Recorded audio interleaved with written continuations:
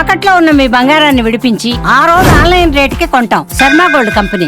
Karachi bakery పేరు మార్చాల్సిందేనా? కరాచీ అంటే Pakistan బ్రాండా? Karachi bakery వెనుక పాకిస్తాన్ లేదు, ఓ హిందూ కుటుంబం ఉందని ఎంతమందికి తెలుసు?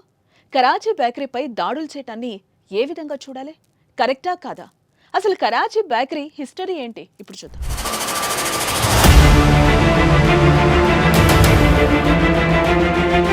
భారత పాక్ ఉద్రిక్తతల నేపథ్యంలో కరాచీ బేకరీపై ఎఫెక్ట్ పడింది. కరాచీ బేకరీ షాపులపై పలువురు దాడులు చేస్తున్నారు, పేరు మార్చాలని డిమాండ్ చేస్తున్నారు. దేశభక్తితో ఇలా చేయటం వారు కరెక్ట్ అని అనుకుంటున్నారు. కానీ దాని వెనక చరిత్రను తెలియని వారు మాత్రం ఇలా అతిగా ప్రవర్తిస్తున్నారని విమర్శలు వస్తున్నాయి.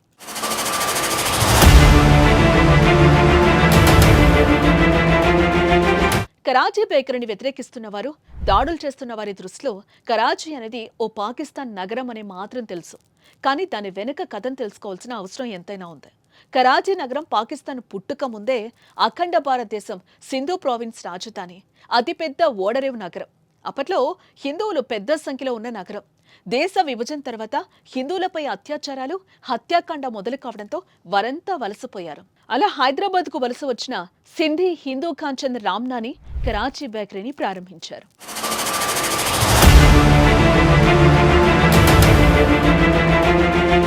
పంతొమ్మిది 1953లో కాంచంద్ హైదరాబాద్లోని మొజంజాహి మార్కెట్లో కరాచీ బేకరీకి పునాది వేశారు. అతని చేతితో తయారు చేసిన స్వీట్స్, ఉస్మానియా బిస్కెట్లను అమ్మడం ప్రారంభించారు.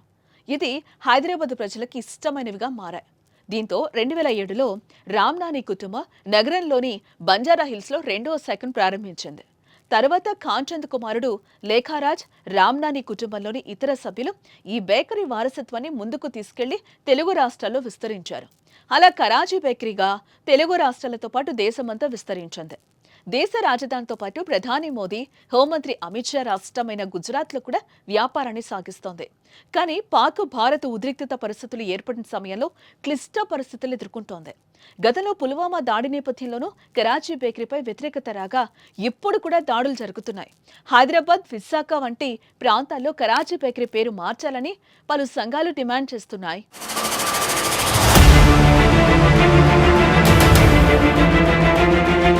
కరాచీ బేకరీ దాడులపై ప్రజలు భిన్నాభిప్రాయాలు వ్యక్తం చేస్తున్నారు. చాలా మంది పౌరులు ఇలాంటి దాడులను ఖండిస్తున్నారు. సింధీ భాష భారత ప్రభుత్వ అధికార భాషల్లో ఒకటి. అది పాకిస్తానీ భాష అనుకుంటే ఎంతటి మూర్ఖత్వమో. కరాచీ పాకిస్తానీగా ముద్రేయటం కూడా అంతే మూర్ఖత్వమని పలువురు వ్యాఖ్యానిస్తున్నారు.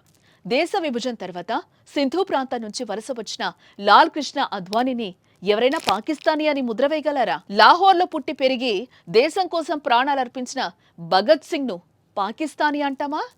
అంటున్నారు. మన మూలాలను ఎప్పటికీ మర్చిపోవద్దని. కరాచీ బేకరీ ఎంతో సుప్రసిద్ధ బ్రాండ్, దీని పేరు మార్చాల్సిన అవసరం లేదని వాదిస్తున్నారు. మరి మీరేమంటారో కామెంట్ చేయండి.